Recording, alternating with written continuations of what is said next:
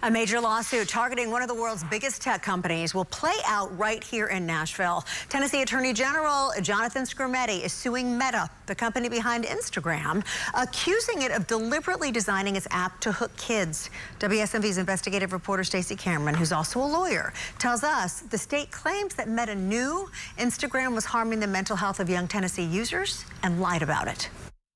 An addiction machine, a bottomless pit, a platform designed to make it psychologically difficult to log off. Those aren't my words. That's how Tennessee's Attorney General describes Instagram in a lawsuit accusing Meta of knowingly building a product designed to keep children scrolling. The state says Instagram didn't become addictive by accident. Instead, it claims Meta spent years studying teenage brains, learning how young people respond to dopamine, peer approval, and the fear of missing out, then used that research to build features like endless scrolling, autoplay videos, disappearing stories, and a constant stream of notifications, all designed to keep kids scrolling.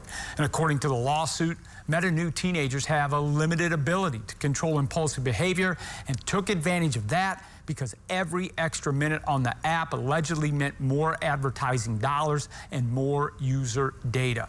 The complaint says Meta's own research showed that many teens felt addicted and wanted to spend less time on Instagram, but felt powerless to stop. It also alleges the company knew excessive use could contribute to anxiety, depression, poor sleep, and other mental health problems. Then the lawsuit makes one final point. Unlike things like candy or soda, it argues there's a natural stopping point to those, but with Instagram, the state says there isn't. It's just endless scrolling. Now, on Monday, Tennessee will ask the court to permanently bar Meta from using the design features it says drives compulsive use among children.